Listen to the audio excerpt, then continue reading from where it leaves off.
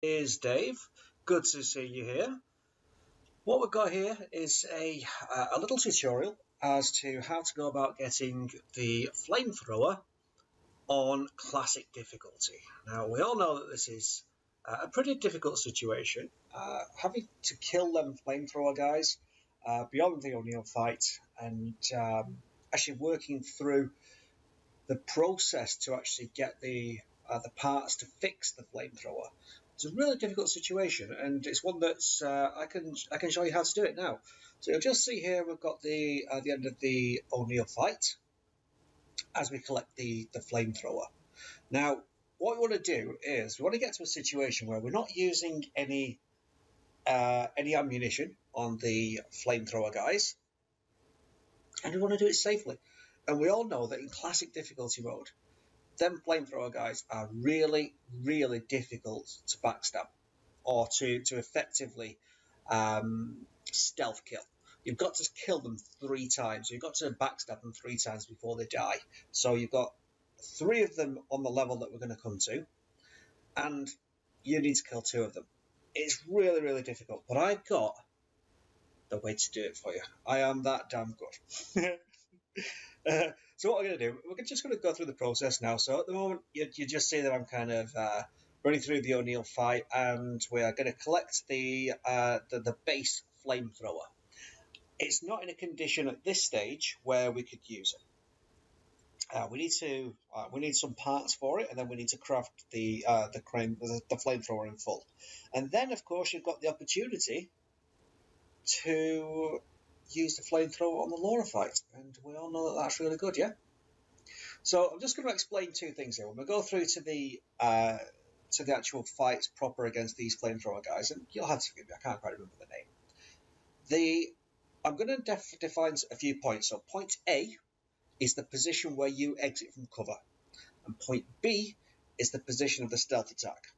So essentially what we've got to do here, it's not about keeping in stealth, because this guy can be aware of your presence regardless of whether or not you're in stealth, and that's a problem. And you'll see this problem right at the very end of the video where I try and stealth someone, and because I'm in stealth, it's not giving me the opportunity to. Because of this, I'm very well aware now of exactly how the situation works. If you're in the slightest bit of line of sight of him, regardless of whether or not you're in stealth, regardless of whether or not he's looking at you, he will be aware of your presence, and he will start to turn around. You won't have enough time to get the stealth kill. So I'm going to show you how to do this right as we get to the end of the video. I'll just cover that part of it. But before that, we're going to go for the first flamethrower guy straight after we pick up this flamethrower. Now, there's a caveat to all this. There is a massive caveat. I'm going to cover the caveat later, but essentially, if you're looking for the flamethrower for the Laura fight on classic difficulty, you need to be aware of something. And I'm going to make you aware of it, because I've gone through it, I've beaten Laura with a flamethrower, and I've moved on. So, let's get this flamethrower right now, and then we can move on to what I believe is the business district. Let's go. Okay, so here we are. We're just coming into the business district now, and you know that when we come out of this door, we've got the flamethrower guys. One of them's right opposite, and what he'll do, he'll start burning up all of the standard mobs, which is nice for us because A, it clears them, and B, they can sometimes drop things as well. Now, I'm not interested in the drops at this stage, but certainly when you're on a lower difficulty setting, all of these lot can drop things like green gel, which is going to be very helpful. In my context, in this case, it's not really relevant for me, so I'm just continuing on. So I have a statue here, just to show you that. There is a key. And I've also got a fuse and a draw. Very nice, thank you very much. That is a free shock bolt. Lovely jubbly. So here we go. Exit to the business district. And we've all been to the business district before in the game. When we went to complete, when we actually went to break out to smash up the paintings, when he said, "I'm gonna slash the shit out of you," or "I'm gonna stab the shit out of you," something like that. So here we go. I've gone straight for it. So the flamethrower guy is gone. I'm going to take my position here. This is all about positional advantage. This is the position to take on flamethrower guy number 1, and it's behind this ass tree. So he'll come around the corner and he'll shoot in your general direction. He won't know you're here, but this is just his standard pathing. So let him shoot in your direction. Don't concern yourself with moving. Just stay where you are. All good. And now he's going to go off to the right there where I'm focusing. So you just need to edge around the tree just to stay out of his line of sight. Just stay here. Stay here and let him do this swing. And then he'll come back to the middle. And he'll do that swing again. And this swing is the vital time. When he started that swing, it takes him a second or two to come out of it. So he started the swing, go for it. Backstab. Bang. And then run the hell away. Just run the hell away.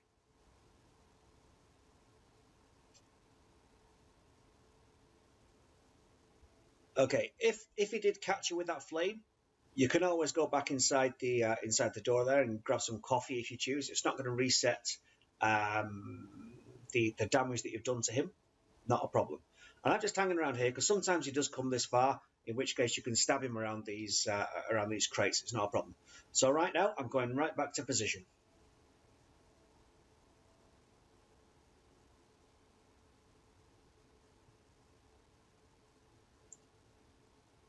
Okay, so I'm in cover. I'm not going to go for it this time. I'm going to wait for him to do his standard thing.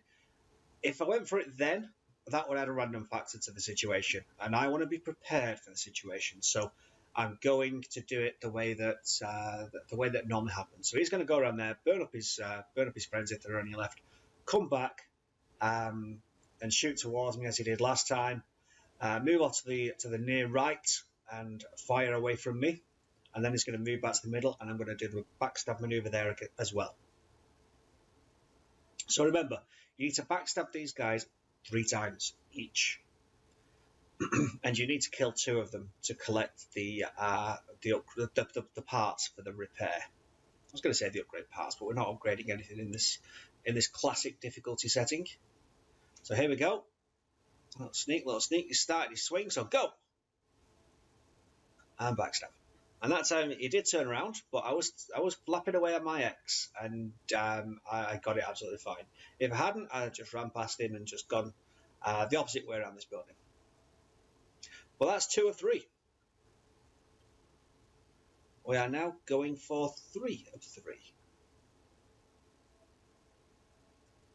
So again, same thing, just keep my distance, wait for him to get back in his tracking sequence, which he is now, and go for my position.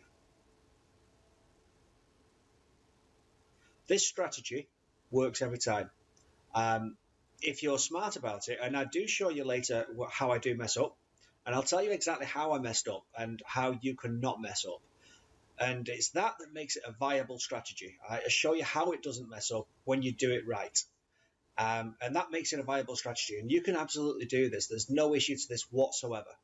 All you need to do, just wait for the right time, then just storm towards him and tap on that X. Just keep on banging it, and you will get that backstab.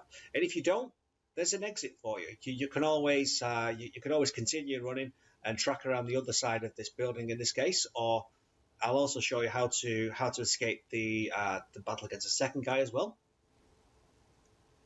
Now, as it happens with the second guy, you'll just see as I pan my camera around to the left, you'll see some buildings in the distance on the left-hand side, and it's these buildings that the second guy's around. It's around them. I think that's where he starts off, but he moves a little further down. Now, there's a way to bring him around to our side. There's stab number 3. This guy is dead, without any issue whatsoever. So the next guy is off to the left. He's got 2 paths. Number 1, if you follow the road, he will be on the road, or he'll be around the road. But if you go to the backside, like I'm doing, he'll come to a much better position for you. Much better position. So I'm going to go to the backside, and I'm going to remove the fire guys simply because they cause problems, and we don't want problems anywhere on the line. And they're really easy to kill anyway. You can just backstab them once, as long as you wait until the fire is off. you're absolutely fine. So again, positioning just over to this side, we're going to go to the left around this crate and follow him as he tracks back. Bide your time, bide your time. There we go. So we're going now. I'm a little concerned now about the fire, so I want to stab him quickly if I can. But I'm constantly looking out for the fire. If the fire did start, I would probably at that stage have backtracked, simply because it was so late in the thing, and he probably wouldn't have been able to turn around. Now I see that guy there who just looks like he's kind of wandering over this way. So I think he's just jumped over the fence, and I've got an idea here that he's going to jump back over the fence and have a little search around here, which is exactly what he did. Not a concern. Yeah, like I say, I had a feeling that guy, if it had set on fire before I'd backstabbed him, then I would have backtracked, because I don't think that his fire would have extinguished before he turned back around and faced me. And in that case, then I'd have been in a world of shit. So as it stands, that's what I did, and it worked out fine. But yeah, I would have backtracked if the necessity arose. So I'm just going to get the third guy now, I think. Yeah, I'm going to go under the tree and then over the branch, and go and get the third guy. And it is just the 3 fire guys here in classic difficulty. I don't know if it's any different in any other difficulty mode, but I'm going to go for my cover there, which is going to be that tree. Not that tree, the tree on the right. I just need the opportunity to get there, because I'm at a bad angle here. I can't easily backstab him from any direction, so I'm going for the tree so that I can get positional advantage on him. At least that's what I was going to do, I think. No, I still did. That's fine. I was considering there whether to go for it. I didn't. All right, so all I'm doing here is I'm just pulling my pistol, because that way you can actually see out of the tree when you're in the tree. He can't see you, even though it looks like you're fully exposed. That's the third one gone. And now we're going to concern ourselves with the flamethrower. And this, you'll just love this one. This one is just so easy, it's untrue. It's so easy. And I'm going to show you mistakes. I made the mistakes before realizing exactly how to go about this situation. So I'm just taking note of a resonance point there. And it's down here that this guy will arrive. If you do it from the back side rather than the roadside. If you do it from the roadside, he'll appear just to the side of the road. But from this direction, he is going to come from... he's going to come over to the car park on the left, just under where that light is there.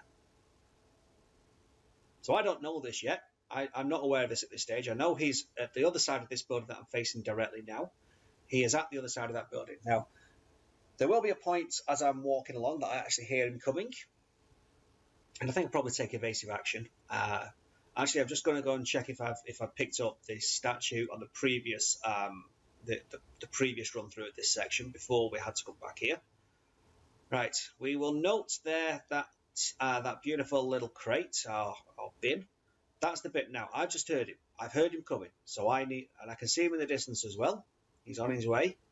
I'm just hiding from him. I don't know what the hell he's going to do at this stage. I haven't a clue. So I'm just tracking him as he's walking along. He's not aware of me. And he now just goes into his standard maneuver. So bang.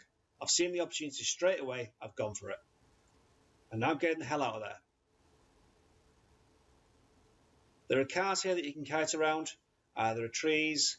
But essentially I've just gone to get distance from him in this respect.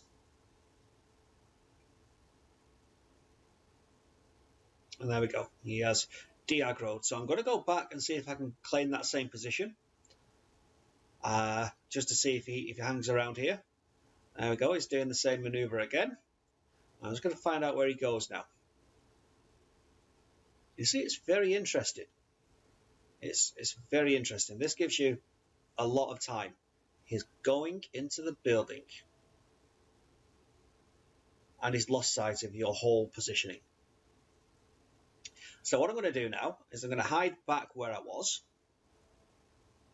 And I'm going to just wait. And I wait for quite a long time. He follows this building around. He goes to the other side of it. And then he comes out from the outside and comes around from the outside. and then comes back here to do his thing again, at which point I obviously go for my backstab again. Now, just while we're waiting for this, I just want to cover the Laura fight and the caveat that I mentioned earlier. Okay, when you get to Laura and you unload your flamethrower on her, you won't actually kill her. You do need to craft more ammo to do so, and it's quite expensive as well. One blast will use up 10-ish ammo, which equates to 30 gunpowder, and I did that 6 times and I still didn't put her down. That just let that sink in while I just go through this process again. Let's see if I make it this time. I've gone for the run, got the stab, I'm getting the hell out of there. So yeah, it'll take a minimum of 30 gunpowder is 10 ammo, and I tried it 6 times. I tried 6 blasts, so that's 60 ammo. So 60 times 30 is 1800. No, that's not right. 1800 gunpowder. That's just crazy. 800 gunpowder. No, 180 gunpowder. That's the one. So I tried 180 gunpowder on it, and it still didn't go down, and then it killed me. So I tried it again, and this time I didn't actually go for it straight out like that. What I did, I went through the whole process of turning the valves, unlocking the switch that allows you to burn her with the downward facing flames. I burned her once, and then I spent 50 ammunition on my flamethrower to finish her off. So what I'm going to say is, don't expect to take her down with just that flamethrower ammo. If that's your issue, you're not going to get there. If you're just after the trophy, then absolutely finish her off with the flamethrower. Otherwise, I wouldn't even consider this. I just leave the flamethrower alone, and I just go through the level as normal, unlock the downward facing flames, and just burn it twice with it. It's just as easy. Now, you'll notice now, just watch how I do this. Okay, I was a little late there, and that's good. So I've got my exit strategy. I'm getting the hell out of there. He's taking me down. That's all good. We'll just whack on some health. More than anything, just to replenish my my stamina. So he's going to come follow me now. I'm just going to track him around the car. It's not an issue.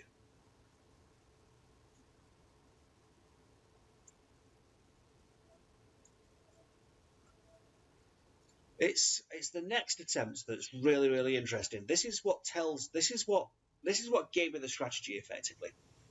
This is what I used to distinguish exactly how to go about this battle. This one section, and in particular, this one attempt. This attempt and the next attempt. So I got this attempt wrong. I got the next attempt right, and I tried 2 different things. So I know exactly which one works and exactly which one doesn't. So we'll just wait for him to come around the corner again. So yeah, in terms of Laura, what I'd do, if you're going to go for the flamethrower, I'd also come with more ammunition for other weapons as well. Or, like I said, just use the environment to burn her once. If you do this, then you can probably spend roughly about 50 flamethrower ammo on her, and she'll go down. But like I said, the issue is that if you're burning her once, you may as well burn her twice and just forget all about this flamethrower stuff. Unless you want to use the flamethrower on another boss or on another fight, or just to have it as backup. But like I said, I was actually going for the trophy. I wanted to do the trophy on this setting rather than on the casual setting, so I went for it while I was here, and it was fine. It was fine. I did have to. I planned my saves well, so I did save it just before the box set and the Laura fights. Now, watch this. So here we go. I'm just going to sneak out. I'm going to sneak. But I'm in its line of sight. It knew I was there. Even though it was facing the opposite direction, it knew I was there. Even though I was sneaking, it knew I was there. So that's why I come to the conclusion that your stealth doesn't matter in this bit. All that matters is your position from A to B, A being the position where you exit from cover, and B being the position of the stealth attack. It's all about closing that distance as quickly as you can. as quickly as you can, regardless of stealth. So you're in stealth, but as soon as you exit cover, you're out of stealth, regardless of anything else. So that's what you need to do. You need to close that distance as quickly as you possibly can. And you'll see it in the next attempt. Because I obviously realized that then. I saw that that he was aware of my presence, even though I was in stealth. And you'll see next time I try it, I just go straight for him. As soon as he starts swinging his thing, I just go straight for the gold. And I take him down. And I claim that second flamethrower repair part. But you'll see, it is very, very interesting. It's not about the stealth section. Yes, you are stealthing him, but it's all about how quickly you can close the point, how quickly you can close the gap between A and B. And you will see that massively now. Obviously, you saw that last bit. You saw that I was in stealth. You saw that regardless of being in stealth, he noticed me and he started turning around. This time you'll see a massive difference. You will see me take him down just as easy as they come. So here we go. And this is the end of the video as well, by the way. So have yourselves a great day, and I really hope this helped. And yeah, if you want to leave a comment, do so. If you want to leave a like, do so. If you want to subscribe, do so.